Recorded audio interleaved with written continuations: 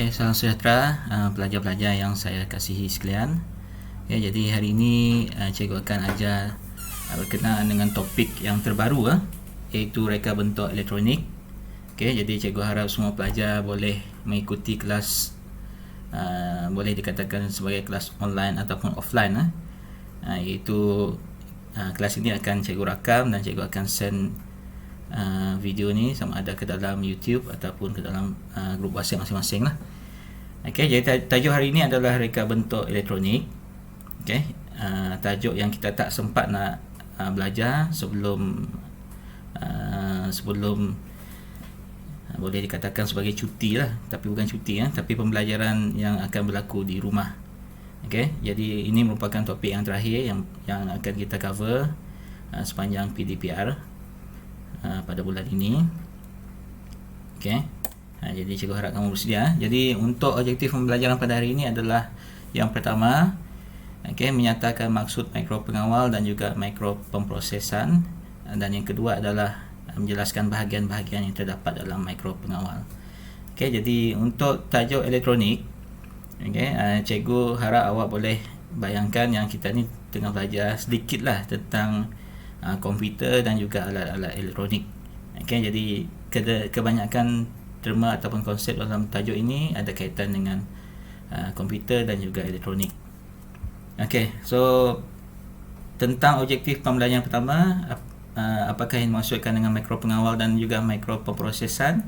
So dalam gambar ini adalah gambar mikro pengawal, ataupun micro controller lah kalau dalam bahasa Inggerisnya. Jadi untuk makluman pelajar, mikro pengawal ni ada banyak jenis, ada banyak bentuk, ada banyak jenis, dan salah satu jenisnya adalah mikro pengawal yang dikeluarkan oleh pihak ataupun oleh syarikat yang bernama Arduino. Seperti dalam slide ni lah, peranti kawalan Arduino. Ini adalah salah satu jenis mikro pengawal yang terdapat di pasaran. So dalam dunia ni ada banyak jenis mikro pengawal, contohnya seperti yang dikeluarkan oleh Intel ataupun apa-apa juga syarikat elektronik, contohnya mengeluarkan handphone dan sebagainya, mereka ada mikro pengawal masing-masing lah.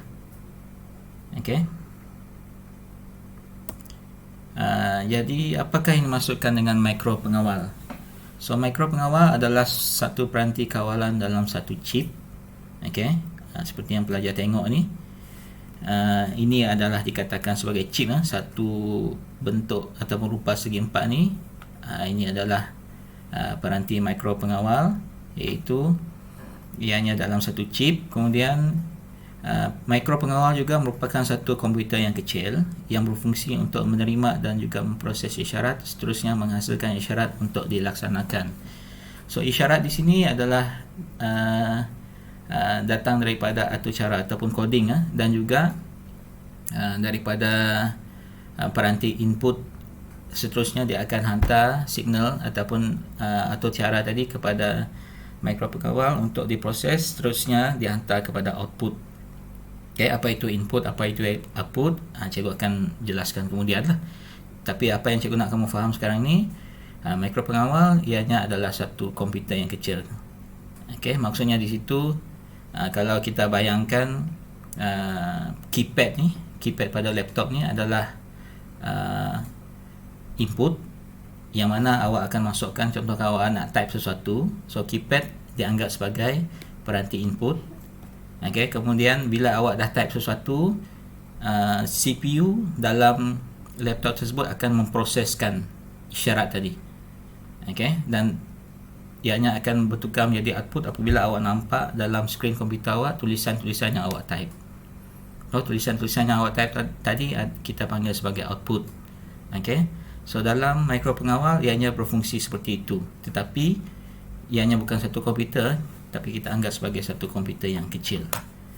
So dalam mikro pengawal terdapat beberapa chip-chip yang kecil, iaitu yang pertama CPU ataupun unit pemprosesan pusat, kemudian RAM, ROM, dan juga yang keempat adalah port. Port ni maksudnya peranti-peranti lain yang kita masukkan ke dalam mikro pengawal untuk dijadikan sebagai input dan juga output. So cikgu harap kamu faham lah apa maksud input dan juga output. Input ni yang masuk, output pula yang dikeluarkan ataupun yang diproduce. Okay, itu tentang mikro pengawal lah. So dalam gambar rajah ini ataupun dalam video ini ini merupakan bagaimana sesuatu mikro pengawal tersebut berfungsi. Seperti yang cikgu dah katakan tadi, dalam mikro pengawal dia ada input dan juga output. Kalau apa yang awak nampak ni adalah input. So dalam gambar rajah ini input dia adalah switch. So apabila seseorang ataupun pengguna menekan switch, switch yang ditekan akan menghantar isyarat.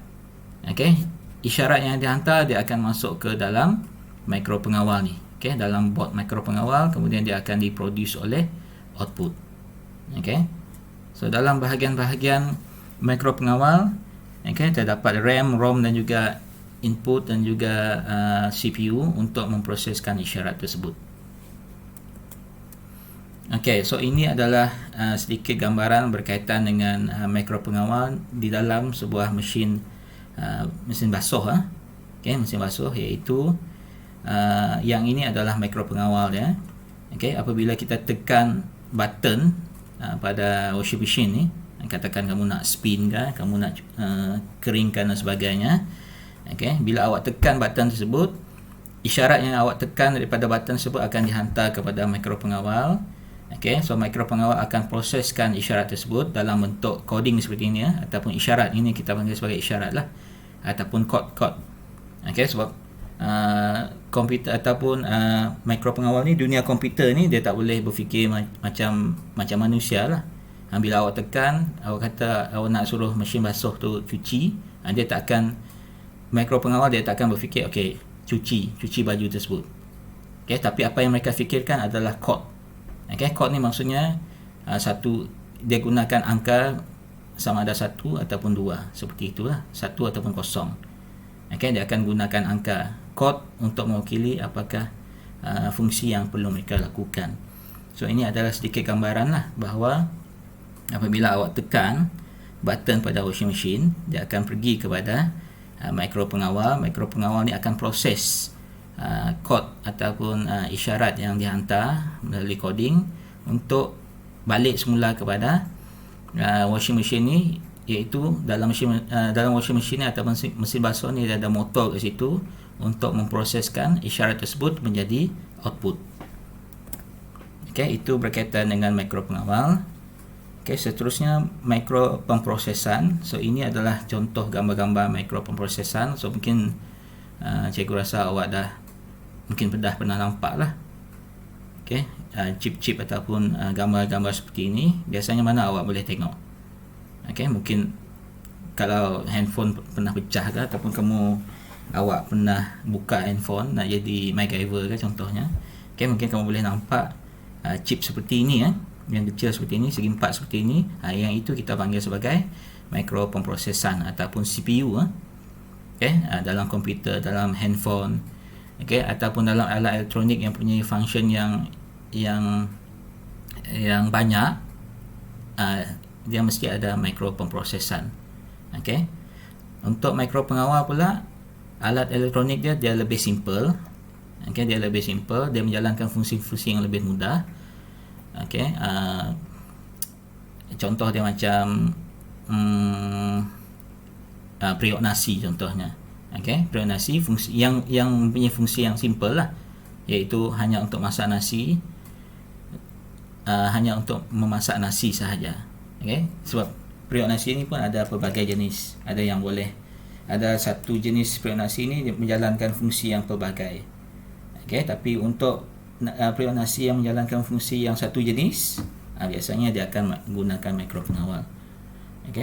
Kalau alat dapur contohnya macam microwave, dia ada menjalankan fungsi yang banyak. Dia boleh steam ikan, dia boleh panggang ayam dan sebagainya, dia boleh buat baking kuih dan sebagainya. Yang itu dia tak gunakan mikro pengawal, tapi sebaliknya dia akan gunakan mikro pemprosesan lah. So mikro pengawal dia akan jalankan fungsi yang lebih mudah. Okey, jadi apakah yang dimaksudkan dengan microproses? Okey, dia adalah satu peranti juga, sama seperti micropengawal, tetapi peranti microprocessor ni dia dalam satu chip yang kecil tadi. Okey, apa yang kamu nampak ni, ini kita panggil sebagai chip lah. Dan kalau awak tengok gambar dekat bawah ni, tengok jari tu, itulah CPU ataupun microprocessor. Dia kecil sahaja. Okay, so microprocessor banyak terdapat dalam komputer, telefon pintar dan juga alat elektrik atau alat elektronik. Kena ingat yang ini alat elektrik ni dia menjalankan fungsi yang banyak. Jadi kalau alat elektrik tu dia simple, okay, dia tak banyak menjalankan ataupun dia tak banyak function, itu tak gunakan microprocessor. Okay. So microprocessor juga boleh didapati dalam kereta. Okay, kalau kamu tengok, kalau awak tengok kereta yang banyak menggunakan elektronik, contohnya kereta yang ada push start button, so mereka ada, dan dalam kereta tersebut ada CPU. Okay, so CPU ni bukan sahaja menerima isyarat elektrik yang datang daripada radio ataupun daripada enjin push start button dan sebagainya.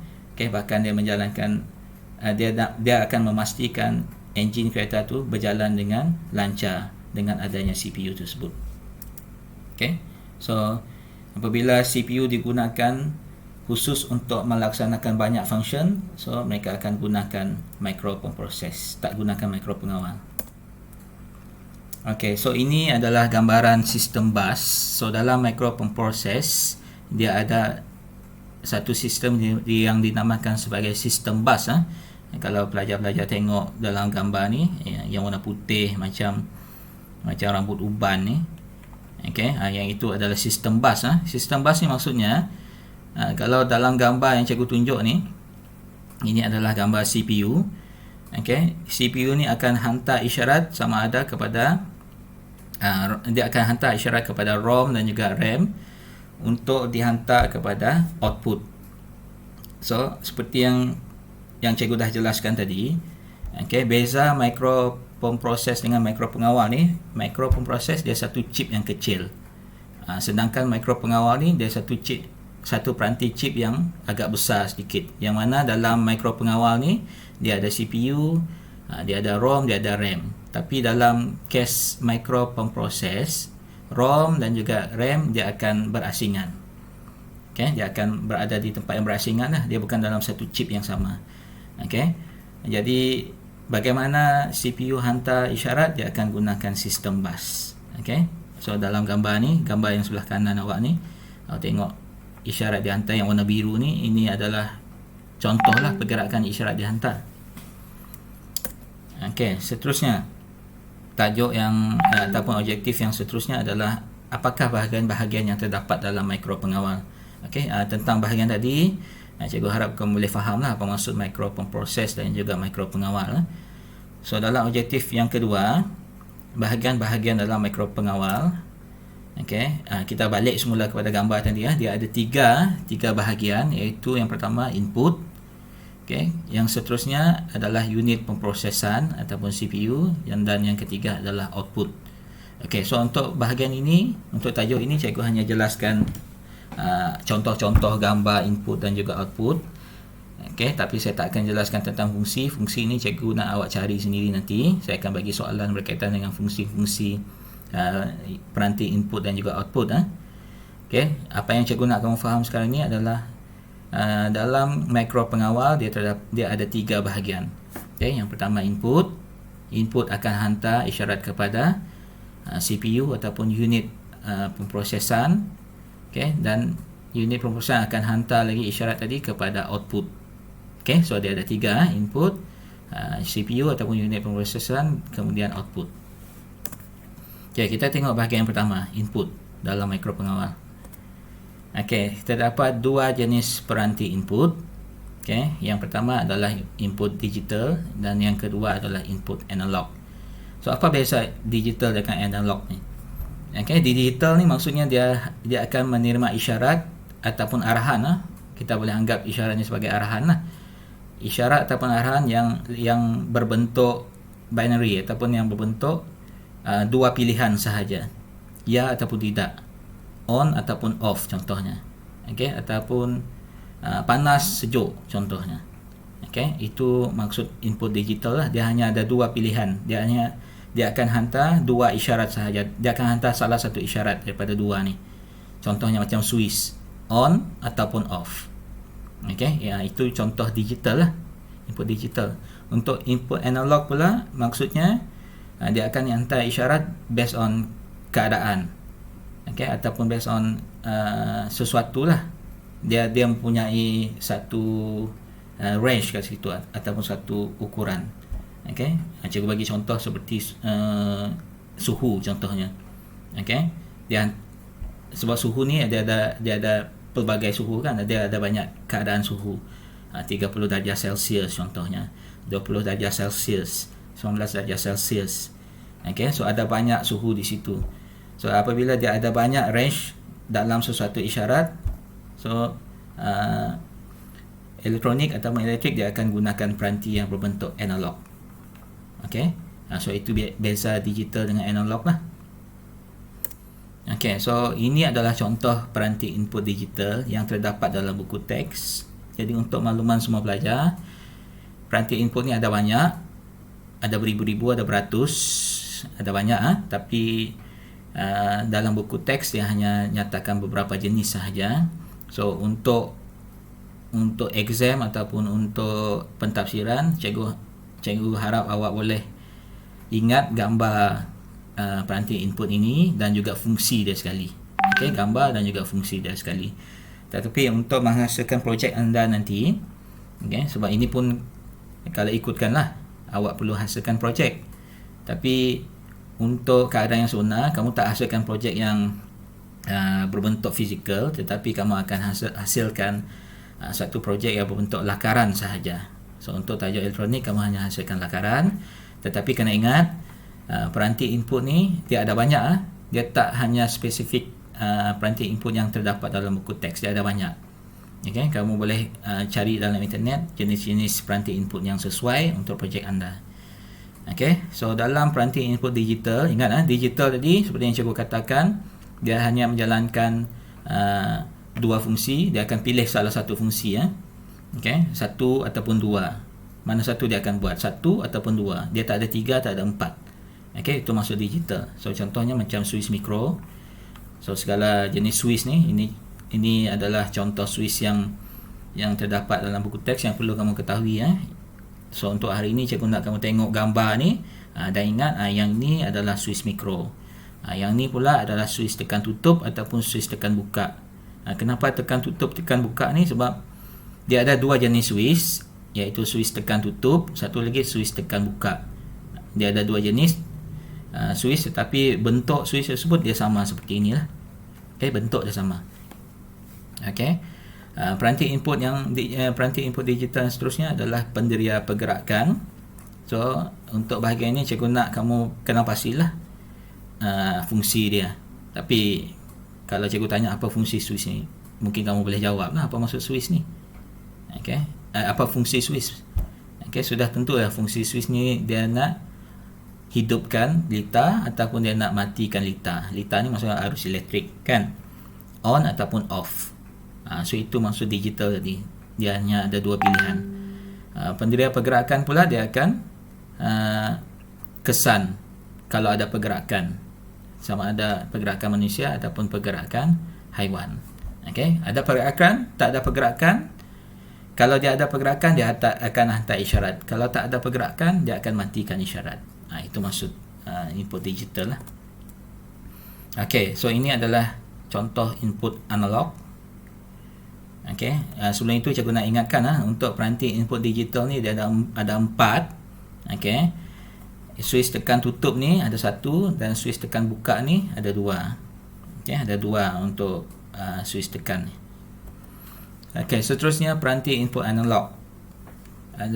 Ada 3 gambar ke sini, iaitu ini adalah gambar ataupun rupa penderia jarak, okay, ataupun sensor. Okey, yang ni adalah semua sensor. Dan gambar yang seterusnya adalah sensor untuk cahaya.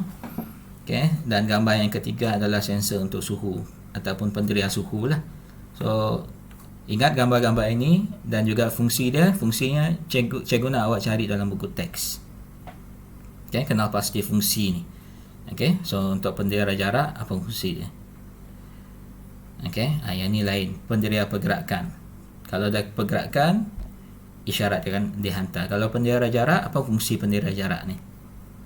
Okey, so mungkin cahaya, mungkin pelajar boleh tahu. Okey, kita terus pergi kepada bahagian yang kedua dalam mikro pengawal, iaitu bahagian pemprosesan. Okey, so bahagian pemprosesan ni ataupun yang dipanggil sebagai unit pemprosesan maklumat, okey, ataupun CPU di sini ejaan salah ni. Nanti tukar balik. Okey, fungsi CPU adalah untuk memproses atau cara yang disimpan dalam ROM ataupun read only memory. Okey, read only memory. Jadi CPU seperti yang cikgu dah katakan tadi, okey, isyarat yang dihantar oleh input tadi, yang ni input tadi okey, yang ni yang kita tengok gambar-gambar tadi yang kita tengok ni adalah contoh input. Input akan hantar isyarat, dia akan masuk ke dalam CPU dan fungsi CPU ni dia akan proses. Okey, dia akan terjemahkanlah. Dan kemudian akan disimpan di dalam ROM ataupun read only memory. So untuk ROM ni, fungsi ROM ni adalah untuk menyimpan atau cara secara kekal, manakala RAM ataupun random access memory dia akan menyimpan data secara sementara. So ada beza di situ ROM dengan RAM. RAM ni dia akan simpan data secara sementara. Kalau ROM pula dia akan simpan data secara kekal. Okey.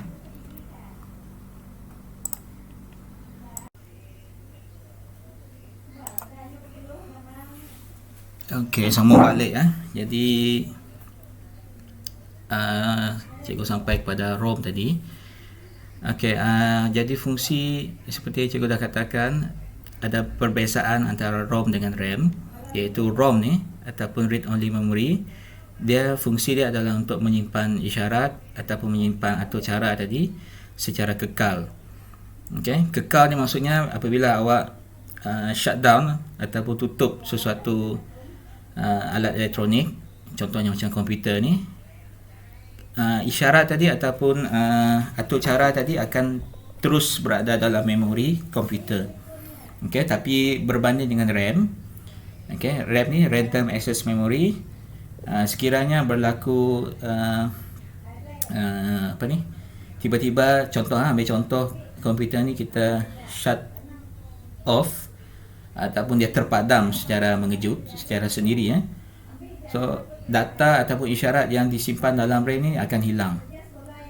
Okey, itu beza dia lah, beza antara ROM dengan RAM.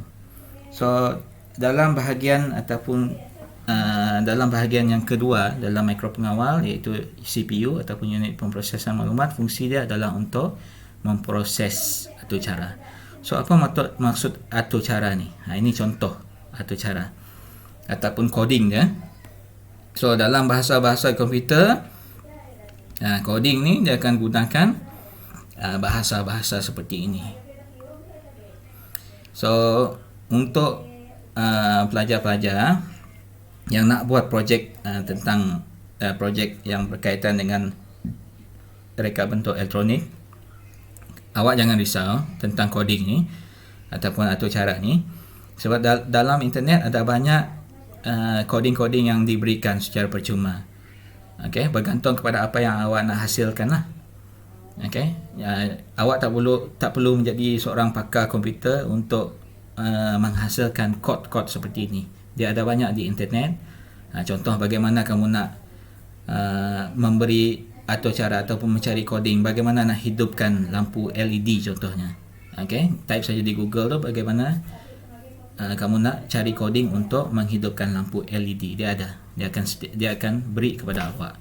Okey, tapi sebelum itu, dalam menghasilkan projek reka bentuk elektronik, coding ni adalah salah satu aspek yang perlu kamu ambil berat lah.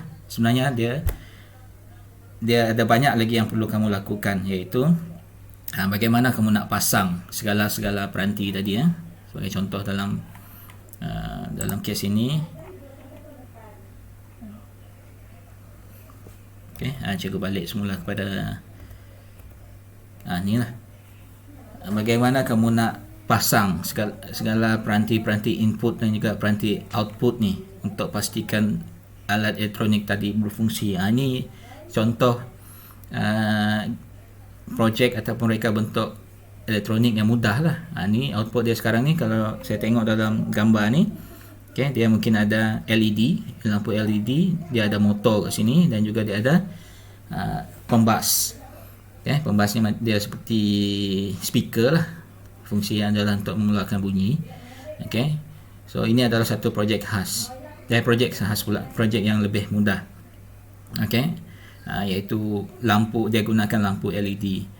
Okay, jadi coding untuk bagaimana nak hidupkan lampu LED ni boleh didapati dalam internet. Okay, yang itu kamu boleh explore sendirilah. Okay, seterusnya untuk bahagian yang ketiga dalam unit pemprosesan dalam mikro pengawal ni, iaitu bahagian yang terakhir ya, iaitu bahagian output dalam mikro pengawal.